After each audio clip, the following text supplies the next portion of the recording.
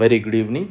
Current affairs railway exams కోసం 2025 ముందుగా మన యొక్క యాప్ లాస్ట్ బెంచెస్ సబ్ అనే యాప్ని డౌన్లోడ్ చేసుకోండి. లింక్ డిస్క్రిప్షన్లో ఉంది. టెలిగ్రామ్ ఛానల్లో కూడా జాయిన్ అవ్వండి.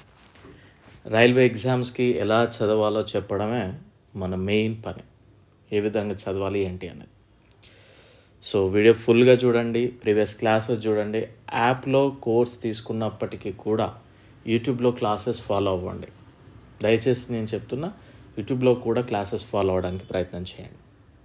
సో ఈరోజు మనం డిస్కస్ చేయబోయేది literature awards. So literature awards అనగానే ఏదో ఇయర్ ఎవరికి వచ్చింది, దేనికోసం వచ్చింది అనేది కాకుండా చదివే విధానం. రైల్వే ఎగ్జామ్స్లో కనుక చూస్తే ఆ పర్టిక్యులర్ అవార్డు ఏదైతే ఉందో దాని యొక్క మొట్టమొదటి గ్రహీత ఎవరు అని అడగచ్చు, మొట్టమొదటి మహిళా గ్రహీత ఎవరు అని అడగచ్చు, మొట్టమొదటి భారతీయ గ్రహీత ఎవరు అని అడగచ్చు, ప్రస్తుత గ్రహీత ఎవరు అని అడగచ్చు, ఇంతకుముందు రీసెంట్గా గ్రహీత ఎవరు అని అడగచ్చు, లేదా ఆ పర్టిక్యులర్ పర్సన్ నేమ్ ఇచ్చి ఏ నవలకు గాను వచ్చింది, ఏ భాషలో తన రచనలు ఉండేవి అని అడగచ్చు, లేదా ఏ ఇయర్లో వచ్చింది అని అడిగే అవకాశం ఉంటుంది. సో ఈ విధంగా మనం ఫోకస్ చేస్తే రైల్వే ఎగ్జామ్ ఖచ్చితంగా మీకు వస్తుంది. అందులో నో డౌట్ అట్ ఆల్. ఏం చదవాలో అది మనం క్లియర్గా చెప్తాం, అదే చదవండి. సో లేట్ చేయకుండా తక్కువ టైంలో ఎక్కువ కంటెంట్ నేర్చుకోవడానికి ప్రయత్నం చేద్దాం. సాహిత్య పురస్కారాలు.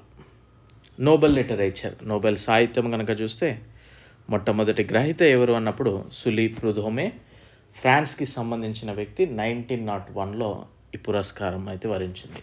అంటే మొట్టమొదటిసారిగా నోబెల్ సాహిత్యం ఎప్పుడు అనౌన్స్ చేశారు, ఎప్పటి నుండి ప్రారంభించారంటే 1901. సింపుల్గా చెప్పొచ్చు ఆన్సర్.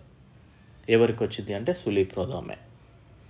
మొట్టమొదటి భారతదేశపు గ్రహీత ఎవరు అని అడగచ్చు, రవీంద్రనాథ్ ఠాగూర్ గారు. ఎప్పుడు వచ్చింది అంటే 1913. ఎందుకు వచ్చిందంటే గీతాంజలి అనే దాంట్లో తన యొక్క కలెక్షన్ ఆఫ్ పోయమ్స్కి సంబంధించి రావడం జరిగింది. మొట్టమొదటి మహిళ ఎవరు అంటే సెల్మా లాగర్హోల్ఫ్. 1909లో వచ్చింది, స్వీడన్కి సంబంధించిన వ్యక్తి. అండ్ 23 చదవాలి అని అంటే 2025లో ఇవ్వలేదు కనుక చదవడానికి ట్రై చేయండి. బట్ 24 మాత్రం మస్ట్. 2024లో హ్యాన్కాంగ్, సౌత్ కొరియాకి సంబంధించిన వ్యక్తికి వచ్చింది. 2023లో జాన్ ఫోసే, నార్వేకి సంబంధించిన వ్యక్తికి రావడం జరిగింది. సో ఇక్కడ మ్యాన్ బుకర్ ఇంటర్నేషనల్ ప్రైజ్, దీన్నే ఇంటర్నేషనల్ బుకర్ ప్రైజ్ అని కూడా పిలుస్తారు, కన్ఫ్యూజ్ అవ్వద్దు. First international Booker prize winner 2005లో స్టార్ట్ చేశారు, ఇస్మాయిల్ కడరే. మొదటి మహిళ కనుక చూస్తే అలిసే మున్రో, 2009లో వచ్చింది. మొట్టమొదటి భారతీయ గ్రహీత చూస్తే 2022లో గీతాంజలి శ్రీకి వచ్చింది. సో ఇక్కడ చూద్దాం, 2025 చూస్తే మనకి next month May 20th announce చేస్తారు. 2024లో జెన్నీ ఎర్పెన్బెక్, జర్మన్లో తన యొక్క రచనలు ఉంటుంది, కైరోస్ అనే దానికి వచ్చింది. అయితే కొన్నిసార్లు ఇక్కడ ట్రాన్స్లేటర్ అడుగుతారు. ఇంటర్నేషనల్ బుకర్ ప్రైజ్లో ఆ ట్రాన్స్లేటర్ ఎవరైనా అడిగితే మిచెల్ ఆఫ్ మ్యాన్, తను ట్రాన్స్లేటర్, ఇంగ్లీష్లోకి ట్రాన్స్లేట్ చేశారు. 23 అవసరం లేదు, 2022 చదవండి ఇక్కడ. ఎందుకంటే గీతాంజలి శ్రీ అని మన ఇండియన్ పర్సన్ కనుక ఎగ్జామినర్ ఫోకస్ చేసే అవకాశం ఉంటుంది. తన యొక్క రచన టాంబ్ ఆఫ్ శాండ్ హిందీ లాంగ్వేజ్లో ఉంటుంది. దాని యొక్క ట్రాన్స్లేటర్ వచ్చేసి Daisy Rockwell. Okay, Daisy Rockwell అని గుర్తుపెట్టుకోండి, సరిపోద్ది. బుకర్ ప్రైజ్, దీన్ని ఇంతకుముందు మ్యాన్ బుకర్ ప్రైజ్ అనేవాళ్ళు, అంతకుముందు బుకర్ ప్రైజ్ ఫర్ ఫిక్షన్ అని పిలిచేవాళ్ళు. ఇక్కడ చూస్తే first Booker prize winner pH newbie, something to answer అనే దానికి వచ్చింది 1969లో. అంటే బుకర్ ప్రైజ్ ఏ ఇయర్లో ప్రారంభించారు అంటే మనం సింప్లీ 1969 చెప్పాలి. ఓకే. మొట్టమొదటి మహిళ చూస్తే బెర్నిస్ రుబెన్స్. మొట్టమొదటి భారతీయ గ్రహీత అరుంధతి రాయ్, 1997లో వచ్చింది, the God of small things అనే దానికి. ఇక 2024లో సమంతా హార్వే, యూకేకి సంబంధించిన వ్యక్తి, తన ఆర్బిటల్ అనే దానికి కానీ రావడం జరిగింది. 23లో పాల్ లించ్, ఐర్లాండ్కి సంబంధించిన వ్యక్తి, ప్రొపెట్ సాంగ్ అనే దానికి వచ్చింది. ఇంతే అండి, ఇంతకు మించి ఏముండదు. మనం ఏదో గంటల క్లాసెస్, నో నీడ్ దట్. ఎలా చదవాలో అలా చదివితే సరిపోతుంది. ఓకేనా. సో చదివే విధానం తెలియక చదవాల్సింది చదవకుండా ఎక్కువ చదవడం వల్లనే వచ్చే ప్రాబ్లం. చదవాల్సింది చదవడం మానేసి ఇంకెక్కువ సేపు టైం స్పెండ్ చేయడం అనేది అది మెయిన్. ఎక్కువ రాకపోవడానికి, జాబ్స్ రాకపోవడానికి కాదు, ఏం చదవాలో అది చదవండి ఫస్ట్ థింగ్. ఇక గోల్డెన్ మ్యాన్ బూకర్ ప్రైజ్ అనేది ఇది స్పెషల్ అకేషన్గా ఇచ్చారు, 50వ సంవత్సరం స్పెషల్ అకేషన్గా. 2018లో Michael Ondaatje the English patient అనే దానికి వచ్చింది.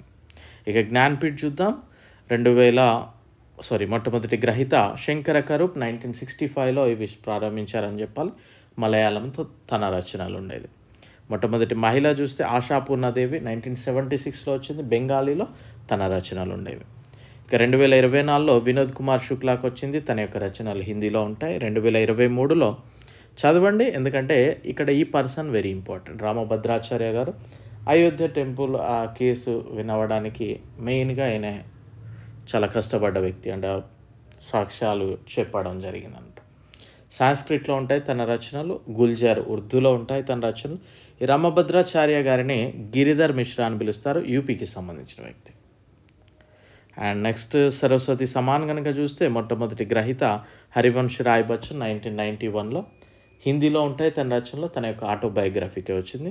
మొట్టమొదటి మహిళ బాలామణి అమ్మ 1995లో తన వచ్చింది, మలయాళంలో తన రచనలు ఉంటాయి.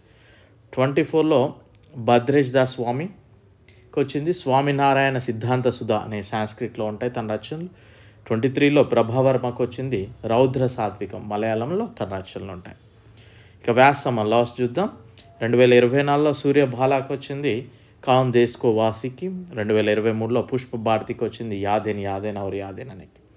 మొట్టమొదటి గ్రహీత రామ్ విలాస్ శర్మ 1991లో వచ్చింది, భారత్కి ప్రాచీన్ భాష ఔర్ హిందీ పరివార్ ఔర్ హిందీ. మొట్టమొదటి మహిళ చిత్రా ముద్గల్కి వచ్చింది 2003లో అవాన్ అనే దానికి. సో ఇందే అన్న లిటరేచర్ అవార్డ్స్ అంటే దీంతో పాటు సాహిత్య ఉంటుంది, ఇంకా 2-3 ఉంటాయి. మనం అవి సపరేట్ సెషన్లో డిస్కస్ చేద్దాం. ఈ విధంగా ప్రిపేర్ అవ్వండి. మార్క్ మై వర్డ్స్, ఇంతే అండి. రైల్వే ఎగ్జామ్స్కి ప్రిపేర్ అయ్యే విధానమే ఇది. ఓకే, సో వీడియో లైక్ చేయడం మాత్రం అస్సలు మర్చిపోకండి. మీరు లైక్ చేయడం వల్ల ఏమవుతుందంటే నేను చూసినప్పుడల్లా కూడా అరే చాలామంది ఇష్టపడుతున్నారు, కానీ మనం ఇంకా ఎక్కువ ఫోకస్ చేయడానికి అవకాశం ఉంటుంది. ఓకేనా? సో మనం ఎన్నో ఏమైనా మీమ్స్ వీడియోస్కి లేకుంటే అదర్ ఫన్నీ వీడియోస్కి మనం లైక్స్ కొడుతుండగా, సో స్టడీస్ది మనకు ఉపయోగపడేది కనుక మీ లైక్స్ ఖచ్చితంగా చేయడానికి అవకాశం ఉండాలని కోరుకుంటాం. Thank you. I wish you very good luck. Bye.